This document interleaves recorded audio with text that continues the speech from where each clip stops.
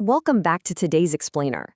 We're diving straight into the field of wind from Dreamweaver Book 20, and let me tell you, this is a spectacular collision of hard physics and deep philosophy. You know how in most traditional fantasy, magic is often presented as something purely mystical, right? It's usually just throwing fireballs or waving a wand. But what is absolutely captivating about this specific source material is how it takes something as beautifully mundane, as totally commonplace as everyday human communication, and engineers it into a highly structured elemental magic system. It treats the concepts of sound, language, and expression not just as abstract social ideas, but as tangible, powerful physical forces. Today, we're going to look closely at how these everyday elements are quite literally engineered into a massive, environmental machine of human understanding. Here's our roadmap for today's deep dive. 1. The power to inspire. 2. Air density and acoustics. 3. The physics of harmony. 4. The spirit of language. And finally, 5. Electromagnetism and ideas. Let's get right into it. Section 1. The power to inspire.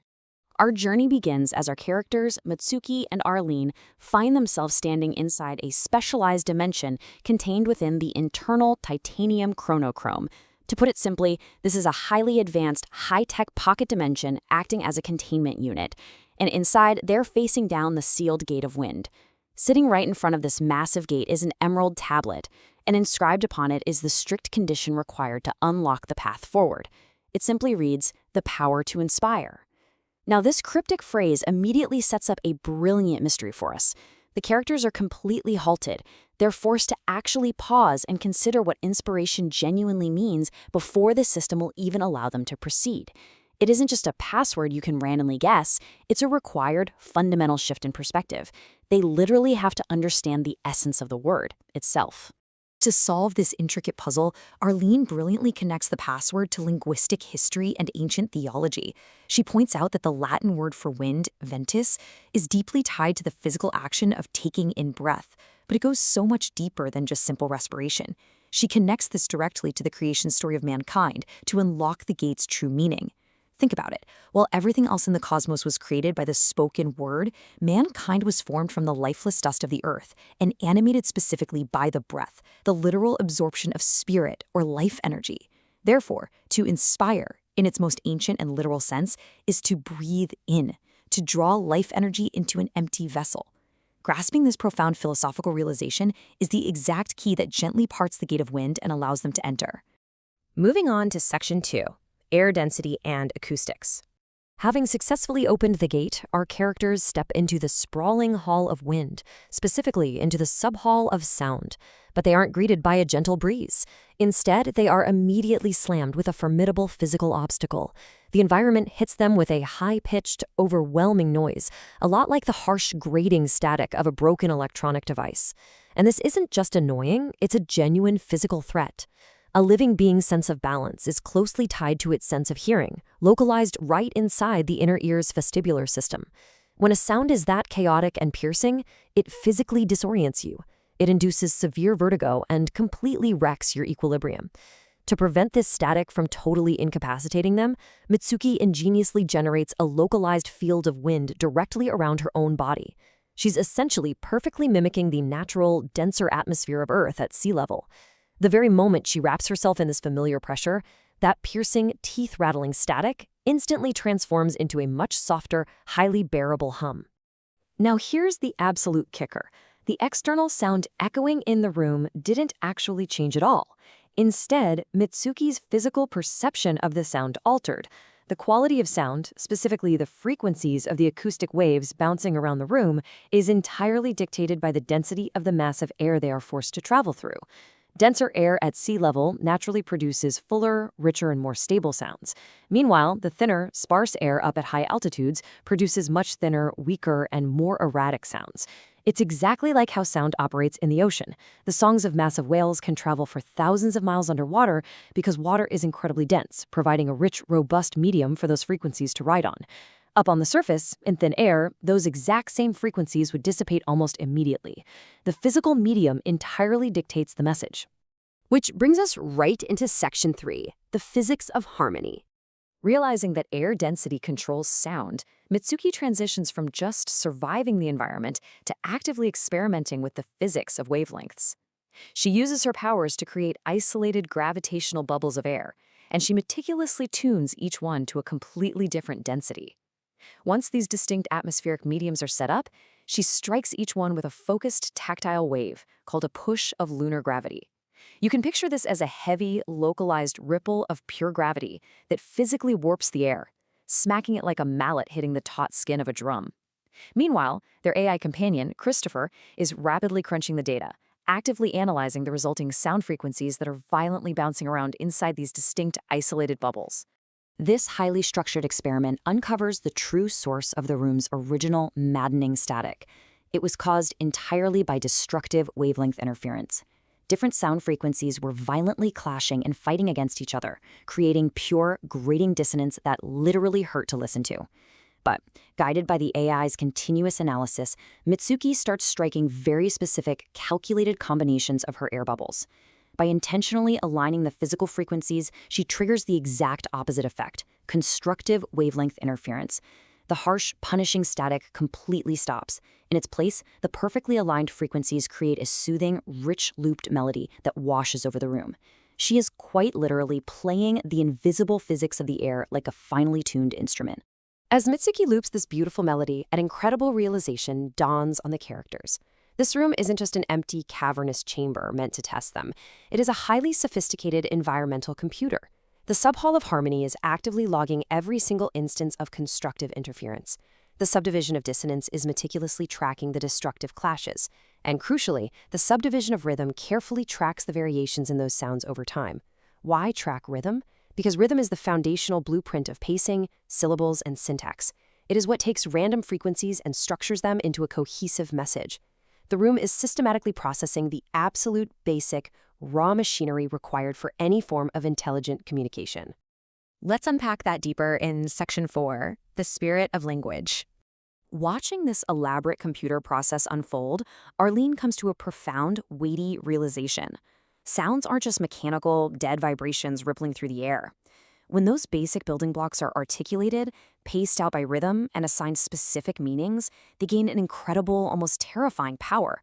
Think about it. A sudden, sharp gasp or a genuine, booming laugh can instantly change the entire mood and emotional reality of a crowded room in a split second. Sounds evoke deep, visceral emotion. They can literally define our shared reality through the comprehension and expression of highly complex ideas. This structured assemblement of meaning to raw sound is the exact moment language is born. And language, as we know, is the foundational bedrock of all community, cooperation, and ultimately human civilization itself. But generating this foundational building block of civilization, it is incredibly physically demanding. The art of communication isn't just about vibrating tiny vocal cords in your throat. It demands the conscious, continuous, and strenuous regulation of your breath. It requires total control over your diaphragm and your entire respiratory system. Specifically, it relies heavily on the biological process of expiration, pushing air out of your lungs. Speaking is an exhausting, deeply physical and taxing act that burns calories and demands energy. It's inextricably linked to respiration. And dwelling on this immense biological cost leads Arlene to a stunning philosophical conclusion about the words we actually choose to speak. Because speech requires you to literally expel your breath, proverbially, a little bit of your actual life force escapes into the environment every single time you communicate. Your spirit, your finite energy is permanently tied to your words.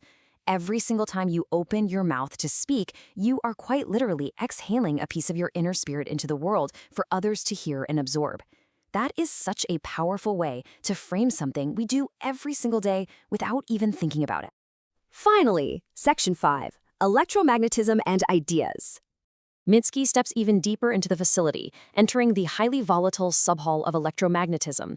The intense, dangerous radiation here is so bad that she has to generate a gravitational isolation field around herself, acting exactly like a heavy insulating suit, just to safely observe what turns out to be a brilliant, high-tech metaphor for the human mind. Inside this subhall, the phenomena of electricity and magnetism operate completely separately, perfectly mirroring modern telecommunications networks. The electric or lightning aspect represents demodulation. This is the disassembly and packaging of incoming waves. In human terms, this is our senses taking in raw external data, like seeing a beautiful sunset or hearing a complex sentence, so our brain can comprehend an idea. The magnetic aspect, on the other hand, represents modulation, the reassembly and interpretation of those waves to send them back out. In human terms, this is the sheer, exhausting effort of taking an abstract internal thought or feeling and painstakingly coding it into a string of physical vocalizations to express it externally. So this highly dangerous irradiated subhall of electromagnetism perfectly represents the gap. It is that perilous, frustrating space between successfully comprehending a brilliant idea inside your own head and successfully expressing that idea out loud so someone else can actually understand it. We have all experienced this universal human frustration, right? Knowing exactly what we mean, feeling the emotion perfectly inside our minds, but completely fumbling the explanation when we try to speak. Navigating this treacherous, irradiated gap is where the true difficulty and the true magic of human communication lies. It is the incredibly fragile bridge between raw, isolated internal data and genuine external human connection. Before they leave, Mitsuki manages to loop the energy generation across all these distinct subhalls, securing perpetual power for the entire system. But as they do, they notice an inactive subfield hidden away, the subfield of wood. They deduce that in this elemental system, once air, sound, and electromagnetism are mastered and properly looped together, it organically gives birth to wood. Wood symbolizes the deep, organic interconnectedness of nature. It represents the thriving, sprawling civilizations that grow and expand like massive branches from the deep roots of effective communication. It's the complex, beautiful society that inevitably grows from the tiny, planted seeds of our words. And this brings us full circle back to the power to inspire. We established early on that inspiring is the literal intake of breath, the absorption of life energy. But breathing in has a necessary, unavoidable biological counterbalance, expiration, breathing out. Because your spoken words carry your actual spirit and life force, the source text notes they have the ultimate power to evoke either profound attraction, drawing people in to form lifelong friendships and thriving communities, or intense repulsion, pushing them away to create bitter enmities and destructive wars. Because of this immense power, truth becomes a formidable double-edged sword, with the very real physical power to penetrate another person's spirit. As we wrap up our journey through the incredible, multi-layered magic system of the Hall of Wind, I want to leave you with this final, lingering thought. Think about the heavy acoustic physics, the constructive harmony, and the rapid electromagnetic processing happening in your own mind at this very second. Consider the physical spirit, the breath, and the actual life force sitting right behind your own vocal cords. Ask yourself, how do you wield the extraordinary, double-edged magic of communication today? Do your words build up civilization, or do they just create destructive dissonance? Thank you for unpacking this deeply fascinating topic with me, and I encourage you to keep questioning the profound magic hidden right behind the everyday world around you.